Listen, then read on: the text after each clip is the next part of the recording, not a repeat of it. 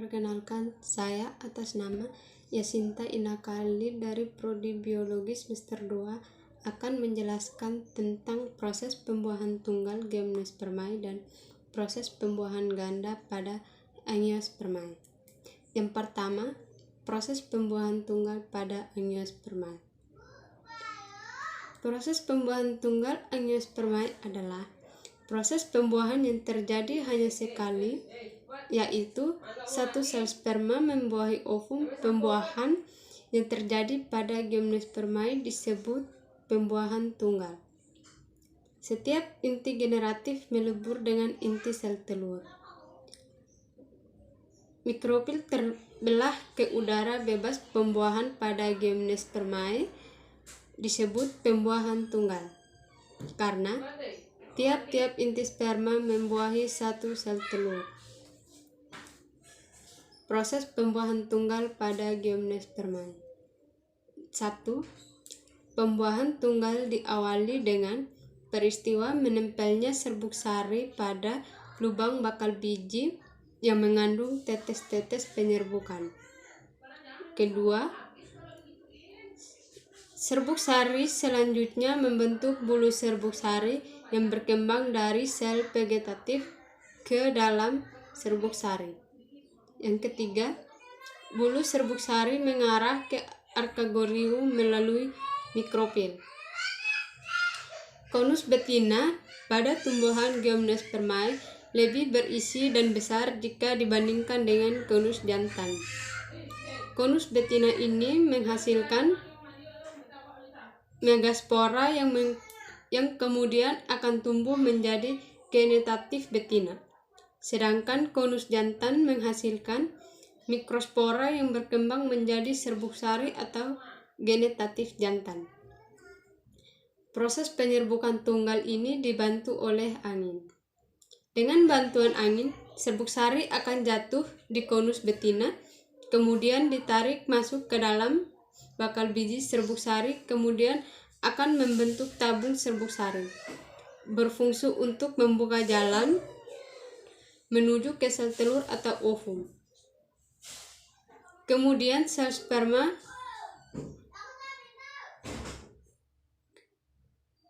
dari serbuk sari akan membuat sel telur atau ovum, sehingga terbentuk sigat-sigat akan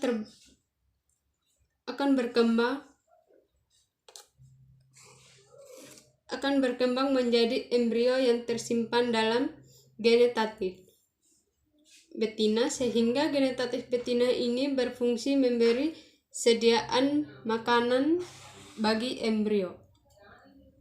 Ciri-ciri tumbuhan Gymnospermae. 1. Bakal biji tidak dilindungi daun buah.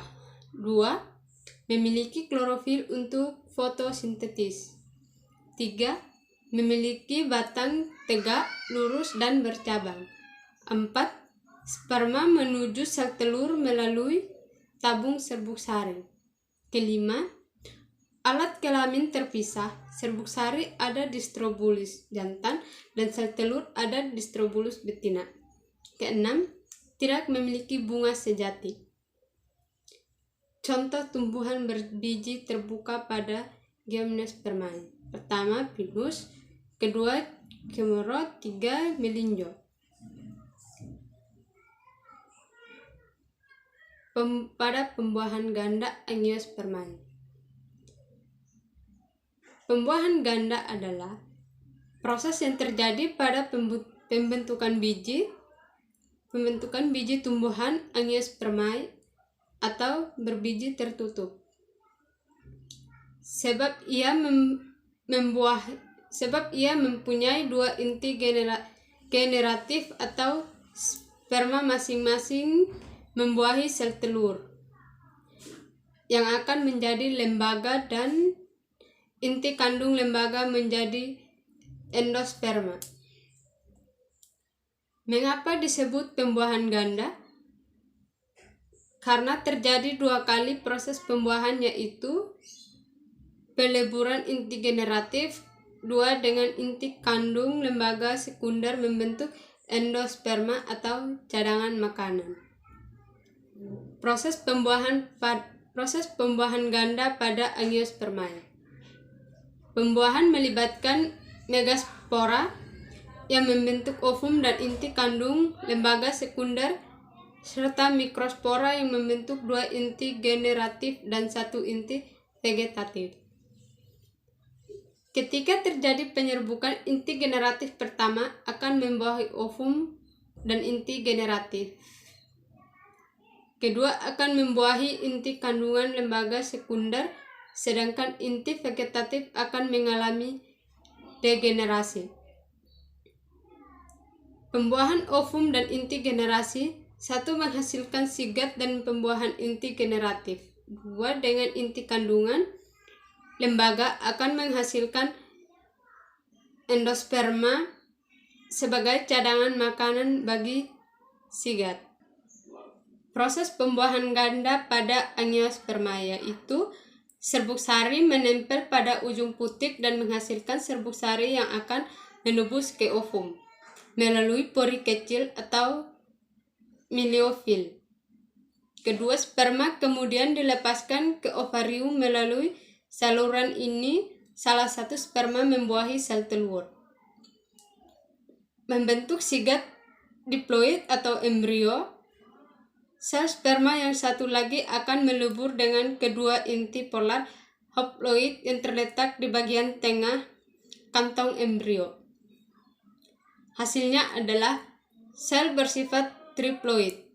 Sel triploid membelah secara meiosis dan menjadi endospermae. Endospermae adalah jaringan kaya nutrisi di dalam buah. Ciri-ciri tumbuhan Angiospermae. 1. Bakal bijinya berada di dalam megasporopil yang modifikasi menjadi daun buah atau karpel. Kedua, daun dan buah berdaging tebal. Ketiga, daun buah atau karpel berfungsi melindungi biji agar tidak kekeringan pada saat mengalami dormansi atau masa istirahat. 4. Tumbuh terdiri dari akar, batang, daun, dan bunga. Kelima, bunga terdiri dari kelopak, mahkota, benang sari, dan putik. Keenam, akarnya ada yang serabut dan ada pula yang tunggang. Ketujuh, batang ada yang berkambium dan ada juga yang tidak memiliki kambium. 8. Memiliki pembuluh xilem yang diperkuat oleh serat dengan dinding sel tebal dan berlingin. 9. Mempunyai beberapa tipe daun, antara lain lurus, menyirip, dan menjari. Ke-10. Mengalami pembuahan